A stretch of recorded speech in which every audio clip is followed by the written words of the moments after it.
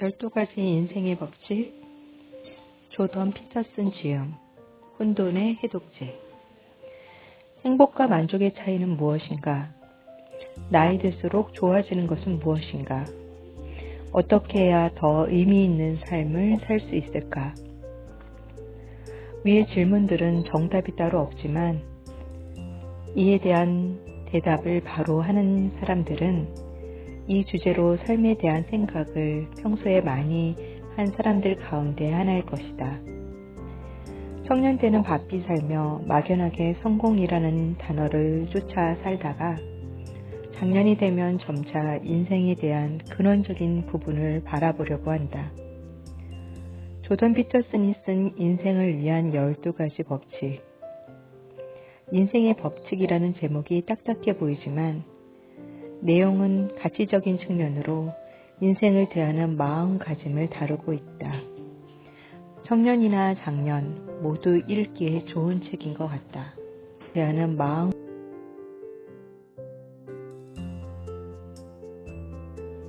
법칙 1. 어깨를 펴고 똑바로 서라. 양성순환고리, 프라이스 법칙, 파레토 분법 같은 용어를 설명하고 있다. 그리고 똑바로 선다는 것은 결국 자신의 존재의 부담을 스스로 받아들인다는 뜻을 의미한다. 어깨를 펴고 똑바로 서라. 이는 혼돈을 질서로 바꾸기 위해 적극적으로 노력하겠다는 의지의 표현이다. 삶에서 피할 수 없는 무거운 짐을 기꺼이 짊어지면서도 그 속에서 기쁨을 찾는 방법은 바로 가슴을 펴고 똑바로 서서 삶의 지혜를 소유하는 것부터 출발한다고 한다. 법칙 2. 당신 자신을 도와줘야 할 사람처럼 대하라. 삶을 이루는 가장 기본적인 요소는 개인적인 경험이다. 삶에서 벌어질 수 있는 모든 일은 혼돈과 질서의 상호작용으로 이루어진다.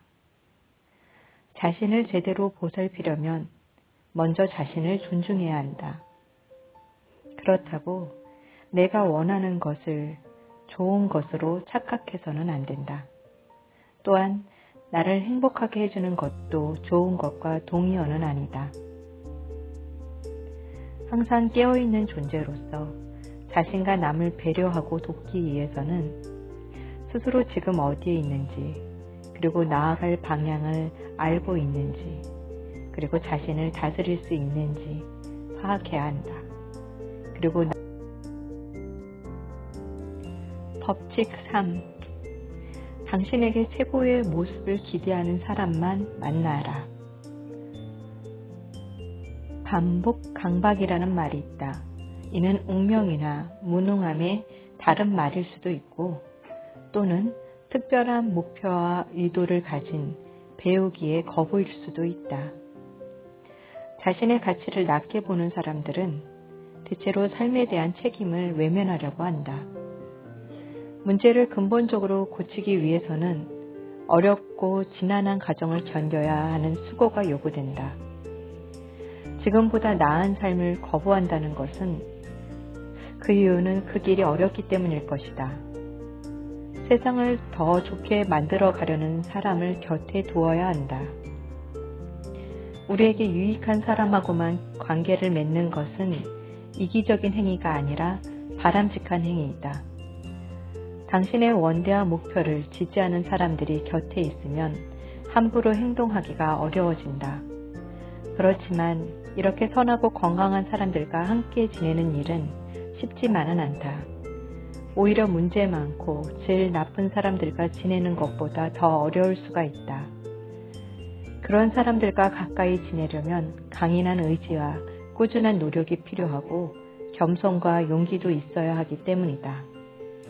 모든 걸 스스로 판단하고 조건 없는 동정과 연민도 경계해야 하지만 그럼에도 당신은 당신에게 최고의 모습을 기대하는 사람과 만나라. 하지만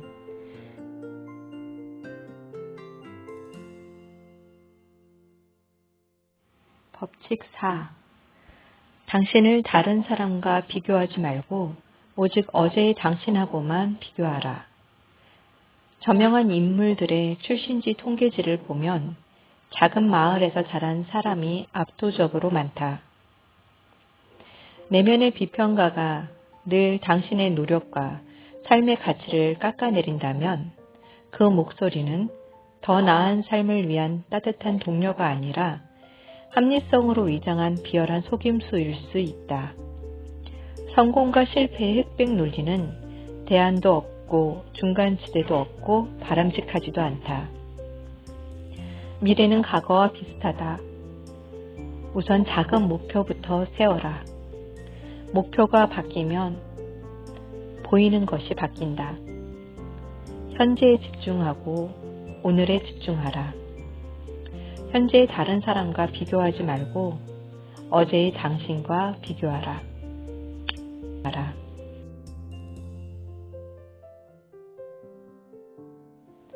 법칙 5. 아이를 제대로 키우고 싶다면 처벌을 망설이거나 피하지 말라. 자녀와 올바른 관계를 형성하려면 아이가 훈육을 위한 개입에 어떻게 반응하는지를 알아야 한다. 그래야 효과적으로 개입할 수 있다. 올바른 훈육을 위해서는 부모는 책임과 의무를 다해야 하고 이럴 때의 자녀는 자존감과 안정감을 얻을 수 있다. 분명한 규칙은 자녀 성장에 도움을 줄 뿐만 아니라 차분하고 합리적인 부모가 되는 데도 큰 역할을 한다.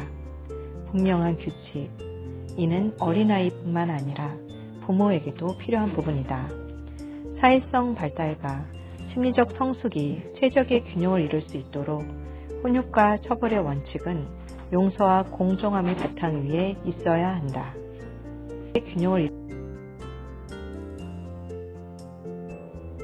법칙 6. 세상을 탓하기 전에 방부터 정리하라. 주변을 더 좋은 곳으로 만들기 위해 당신이 하는 일이 있는가? 옳지 않다고 생각하는 그것들을 오늘 당장 중단하라. 그 행동이 잘못된 것이라는 사실을 알면서도 그 행동을 합리화하는 데 시간을 낭비하지 말고 중단해야 한다는 생각이 조금이라도 들면 그냥 중단하라. 자본주의나 정치권을 탓하고 체제를 손봐야 한다고 말하기 전에 당신의 경험을 먼저 정리하고 겸손한 마음을 가져라. 가정도 평화롭게 꾸리지 못하면서 세상을 평가하는가? 당신의 양심과 이성이 시키는 일을 먼저 하고 몇 주가 지날 때 어떤 일이 일어나는지 보라. 모두가 각자의 삶에서 이렇게 하면 우리가 사는 세상은 더 이상 사악하지 않다. 세상을 탓하기 전에 방부터 정리하라. 우리가 사는 세상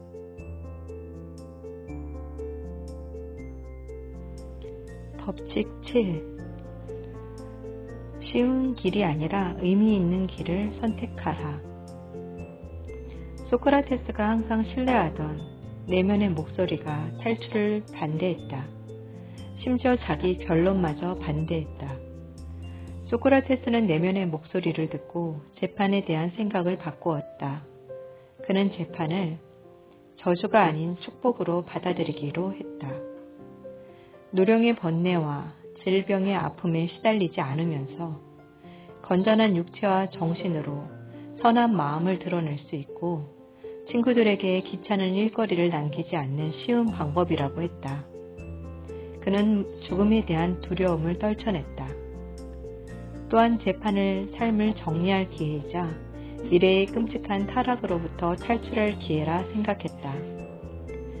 자신에게 닥친 모든 사건은 신에게서 받은 선물로 받아들이기로 한 것이다.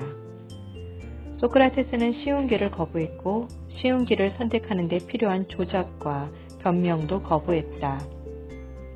의미는 혼돈과 질서의 궁극적인 균형이다.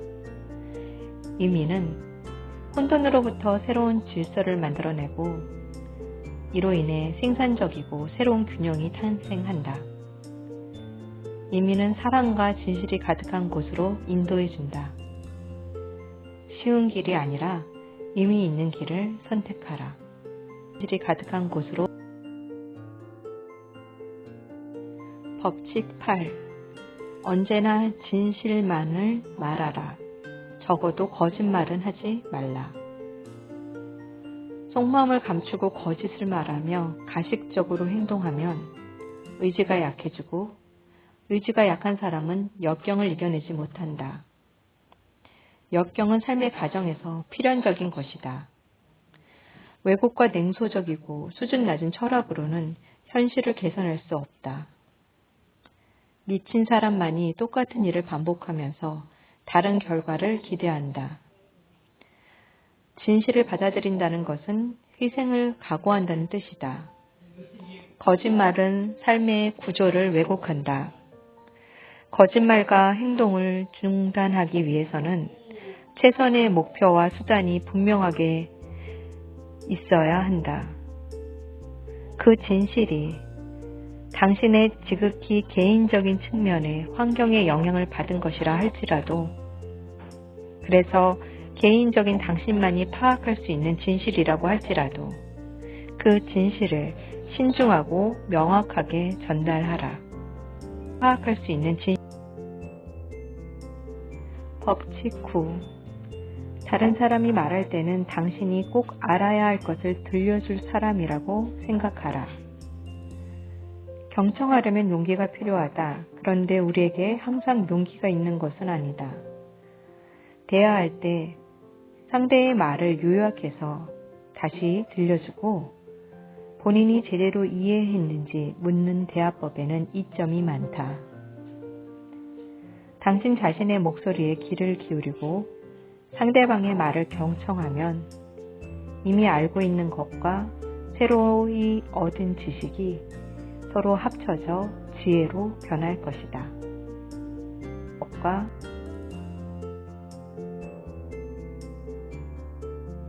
법칙 10. 분명하고 정확하게 말하라. 사물과 대상을 판단하는 과정은 단순해 보이지만 그렇지 않다. 오랜 세월 지나한 인간이 지각체계에는 복잡한 생각을 단순하게 만드는 방법을 받아들여서 사물을 있는 그대로 인식하지 않고 유용한 것과 방해되는 것으로 구분해서 받아들인다.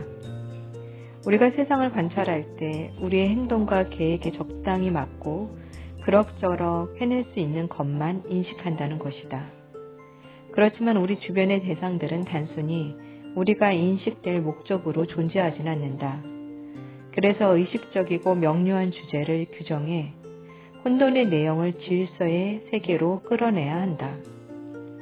당신의 의도를 말로 표현해 보면 스스로도 명확히 알 수 있고 이로 인해 행동할 때 그 의미를 발견할 수도 있다. 혼돈을 직시하고 주의 깊게 관찰하며 정확히 있는 그대로 솔직히 말하라.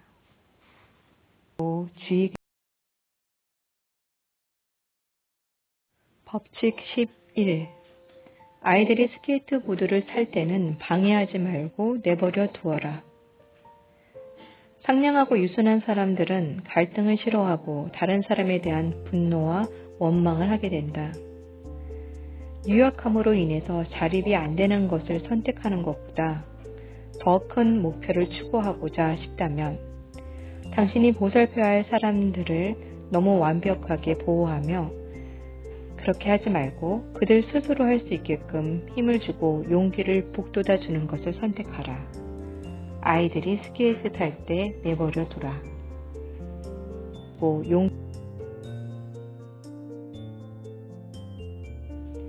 법칙 12. 길에서 고양이와 마주치면 쓰다듬어 주어라. 존재의 경이로움이 삶에서 피할 수 없는 고통에 대해서 보상해 줄 때가 있다. 내일 일을 내일이 염려할 것이요 한날의 괴로움은 그날로 족하리라 라는 말씀을 생각하라. 에필로그. 내일 나는 무엇을 할 것인가 라는 질문에 저자는 스스로 답한다. 가장 짧은 기간에 해낼 수 있는 최선의 것을 할 것이다. 인생을 어떻게 살 것인가 라는 질문에 답한다. 파라다이스를 목표로 삼고 오늘에 집중하는 것이다. 라고서. 라이트 펜을 들고서 인생을 살면서 생각나는 것들, 그리고 고민해야 될 것들을 적어 내려갈 때 저자는 그로 인해서 이와 같은 책을 쓴 것 같다. 그리고 독자들에게도 묻는다. 당신에게도 라이트 펜이 있다면 무엇을 쓰겠는가? 라고. 당신에게